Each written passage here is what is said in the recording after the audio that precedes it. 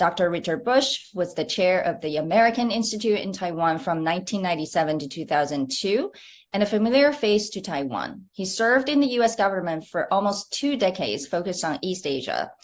Recently, he co-authored a book with Ryan Haas and Bonnie Glaser, U.S.-Taiwan Relations. TVBS is publishing its Chinese version, 步步为营, and it's available in Taiwan beginning in December. Welcome, Dr. Bush. APEC summit drew world attention, but really most people were paying attention to the much anticipated Xi-Biden bilateral summit. China would not have agreed to a summit without making demands related to Taiwan. So should Taiwan be worried? Taiwan people should certainly ask the question, but in this case, I do not think they should be worried, any more worried than they already are. Nothing has changed the situation as far as I'm concerned.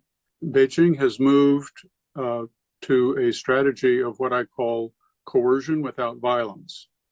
That means exerting a lot of pressure, intimidation, marginalization, demonization,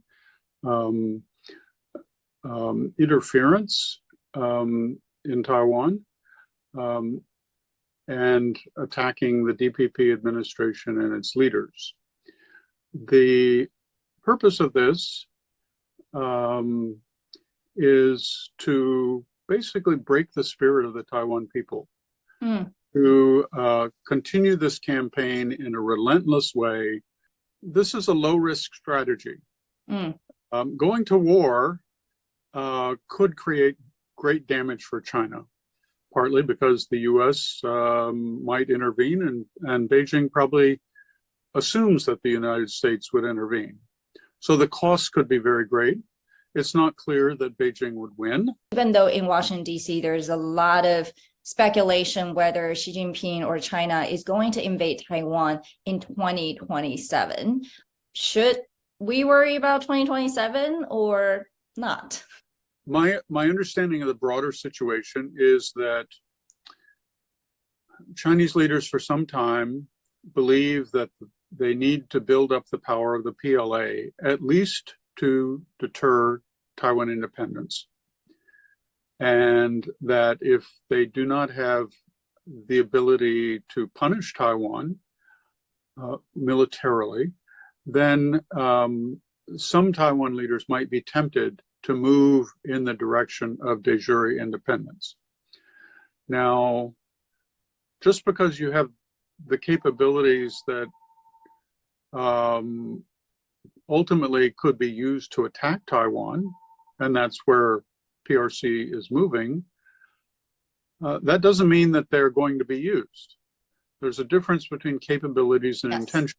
And will Beijing continue to be patient with the status quo if there is another DPP government for the next 4 years or even 8 years? I think that Beijing will be willing to be patient with another DPP government. It probably will, or certainly will, continue the campaign of coercion that it has employed against the Tsai administration to continue to undermine the confidence of Taiwan people in the future.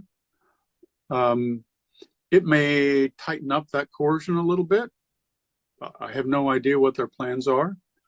But as I said before, the risks are low. You know, the presidential election is coming up in January. What do you think is going to happen on January 13th? And what does that mean for Taiwan's future? I can tell you that the United States is ready for anything.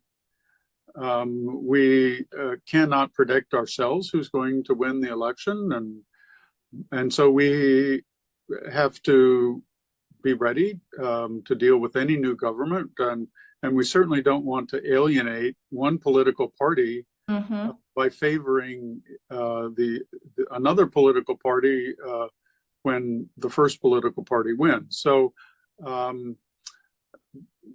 I do hope that Taiwan gets a government that is smart, coherent and effective. That's what the people deserve.